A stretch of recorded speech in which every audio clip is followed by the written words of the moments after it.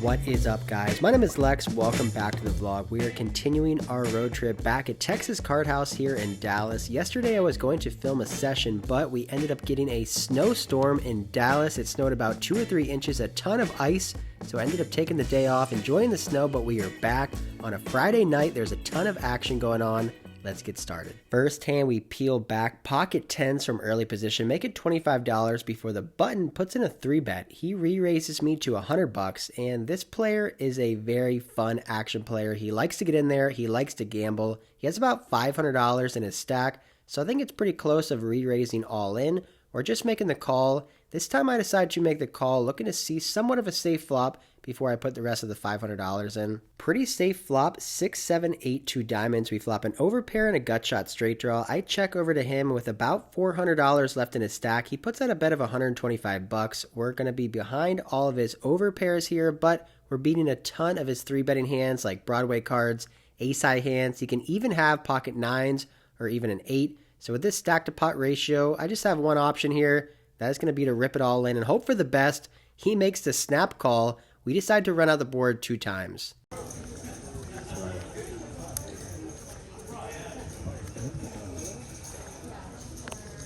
That's run out. Credit card. Chop. That's straight on the bottom.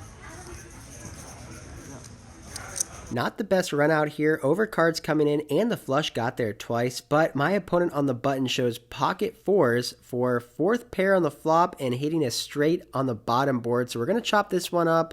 Welcome back to Dallas. We should be winning that pot about 75% of the time, but that's just how we have been running in Dallas. Pocket 9's up next on the button. 2 limps to me, including the same player from the last hand with pocket 4. So we ISO raise to $30.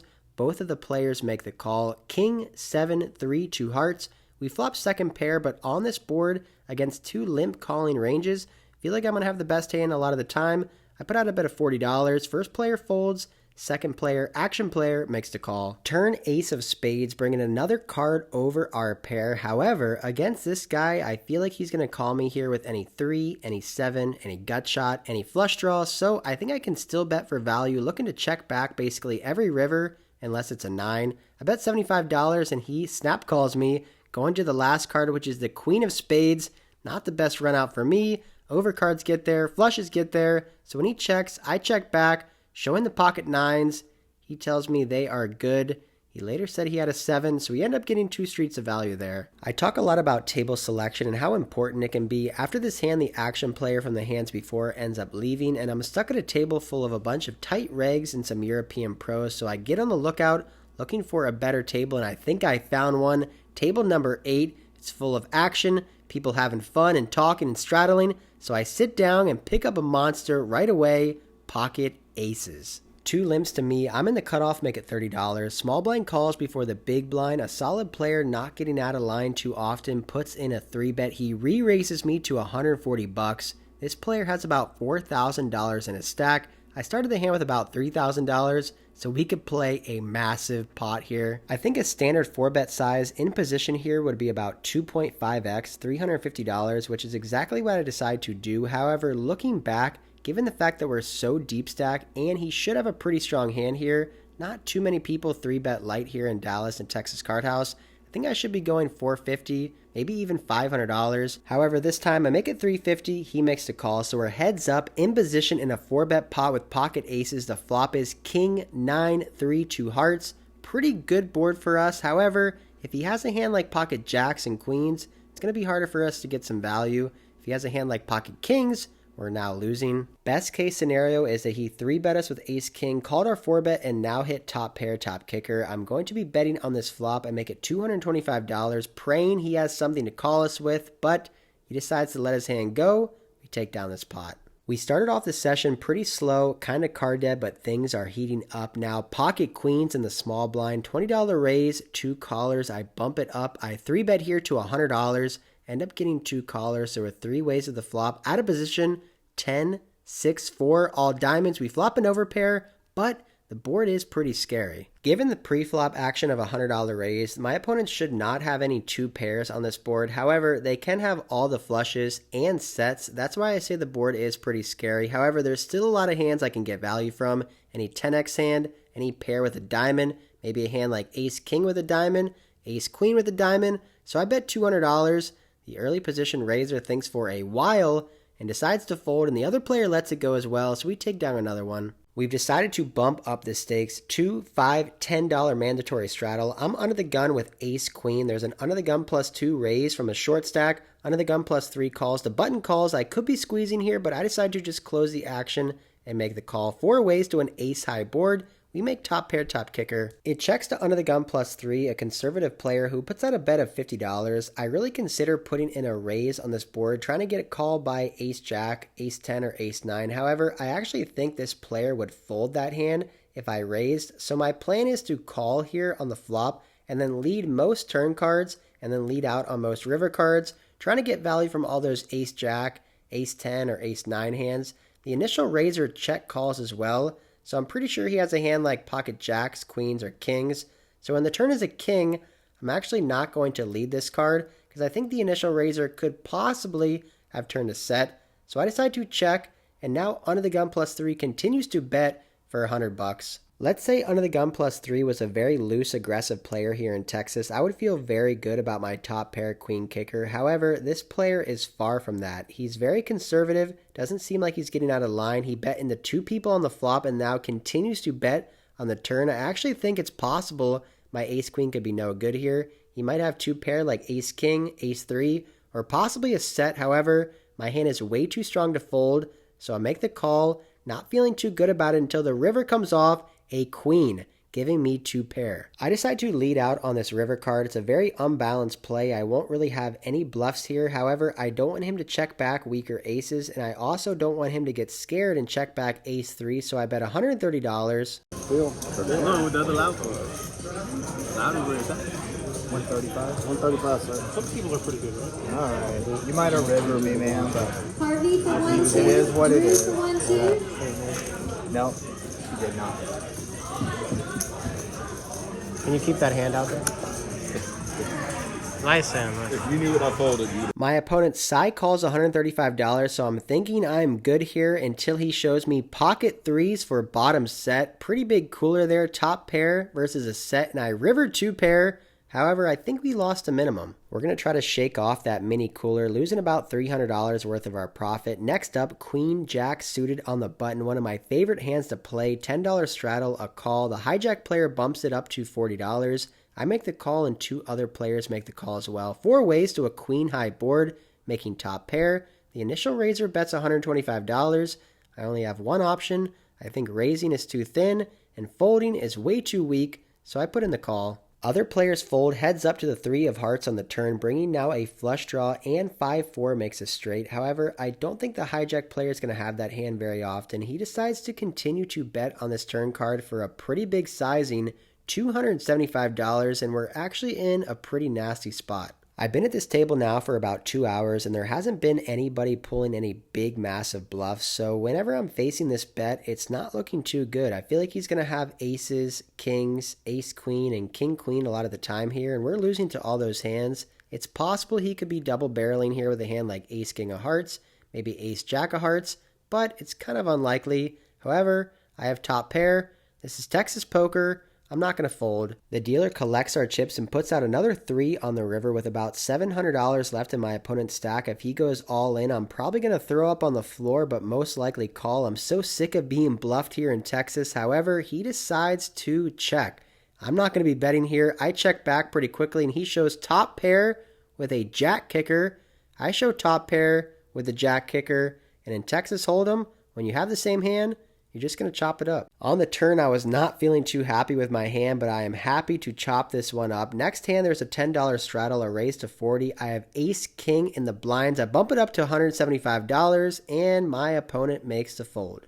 Over the last hour, the table has definitely loosened up. People making some plays, having some fun, making some jokes. This is definitely the kind of table you want to be on a Friday night. There's a $15 straddle in the next hand. I have ace-queen in the hijack. I raise to $40. The cutoff player with about $600 in a stack 3-bets me to $125. Given my opponent's stack size of $700 and the $15 straddle on, I think I should just be ripping it all in here. However, I've been trying to play a little bit lower variance style of play pre-flop, trying to play more post-flop here in Texas. I feel like that's where I have more of my edge. So I decided to make the call. We're heads up, out of position to a 6, 7, 8 board. We completely miss. I check, and my opponent instantly checks back. Turn Queen of Hearts, giving me top pair, top kicker. I don't think my opponent in the cutoff is going to be slow playing or trapping aces or kings pre-flop. However, this is Texas poker. You really don't know what people are going to have. But with top pair, I'm not going to check. I bet $150, and now the cutoff player min raises me to $300. A very interesting line by my opponent, checking back the flop and now raising to $300 with only $300 left in his stack. If he has an overpair or a set, he's just going to get a double up here. I am never going to be folding. However, I decided to just make the call. I'm going to go into check call mode here, hoping to keep his bluffs in on the river. JJ 2-5. You're good, man. I try to be when I can. When Patrick's not down my throat. Maybe like maybe it was. Oh, it was. That is Jack. Oh wow. Oh, you did. Hey, Lex. Does that make the vlog? Yes, I will. You goddamn right it does. The cutoff showed King 10 offsuit for a bluff. Our queen is going to be good, and you're damn right, this hand is going to make the vlog. Turning the TV on. I'm not making. He said turn it. Ali said turn it. What am I supposed to do? Turn it on. Let's get a bloodbath. No, bloodbath. That's not cool. The same player from last hand limps. I make it $75 with pocket tens, and he makes the call saying he wants a bloodbath for the vlog. A pretty fun guy, making some jokes and having some fun. We flop this stone cold nuts 10, 3, 4. Yes, this time it's actually the stone cold nuts. Top set. I bet $100, and he makes the snap call. 100. Call. Let's go. Oh, wait. Let's go. 100 is call. Let's go. Thank you. Turn is a 6, and with the table talk pre-flop and on the flop, I just felt like this guy was trying to get me here, so I decided to put in the trap and check my top set on the turn, hoping he will take the bait and bet, which he does. He puts out a bet of $300, and given the fact that we are so deep stack, I'm trying to get as much money in as possible while I have the best hand. So I'm going to put in a check raise here. He has about $2,000 behind. I raise it up to $950. Let's go. Oh, right. Hey, look, see what you said down to? 900. 900. Take this in. All right. 50. So it'll be 650. Oh, shit. My opponent calls my check raise of $950. This pot has become massive, over $2,500 in the middle, and we are holding top set. I put my opponent on a flush draw or maybe a pair plus straight draw, so we're looking to fade any straightening cards or a diamond on the river to potentially win a massive pot. The last card is the 3 of clubs, giving me a full house. Given the fact that I have top set here, it's less likely he's going to have a top pair holding to call me with. He's more likely to have a busted flush draw or maybe a pair and a busted straight draw. So I decided to bet very small according to the size of the pot, only $750, hoping he will hero call me here with a pair, or maybe this small bet size will induce him to bluff his last $1,500. All right, Merry Christmas. I have 10. Oh, wow. The second nutter. Wow.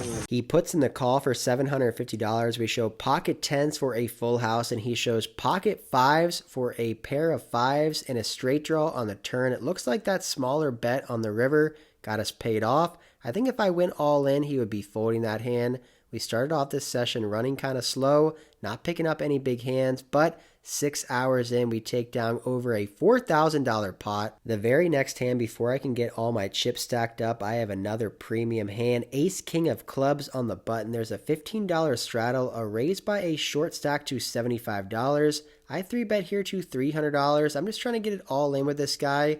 Folds back over to him. He decides to put all of his chips in there. I show Ace King of clubs, and he shows Ace 9 of hearts.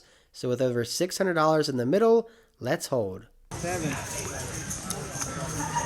Our Ace King high is going to hold to beat his Ace 9 high to take down about a $600 pot. We started off the session kind of slow, but the last 2 hours we have accumulated a ton of chips. Our stack is up over $5,400. It's a little past midnight. I've been playing for 7 hours, so I'm going to call it.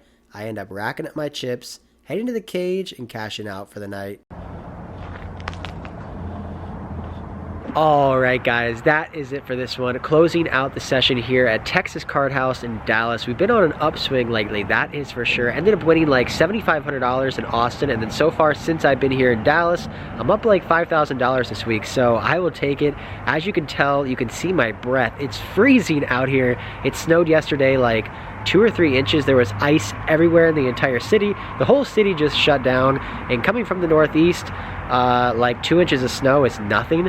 Like living in Maryland and West Virginia, so being here and just having everybody freak out, and to be honest, I was kind of freaking out. I haven't seen snow in like 6 years, but it's freezing out here, but inside the tables were hot. That is a cliche term I've been waiting to say, but we ended up winning $2,400 tonight. Not any huge hands until that pocket tens hand.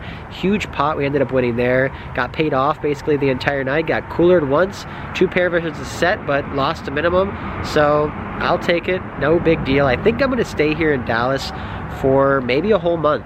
I like Texas, I like Dallas. Texas Card House is amazing. The staff, the players, the management, everybody here is awesome. So I think I'll stay here throughout the month of February, and hopefully we can keep winning and keep running well. But if you guys enjoy this video, hit that like, comment down below if you have any questions on hands or any comments, anything like that. I'll try to get back to you guys. Until next time, I'll see ya.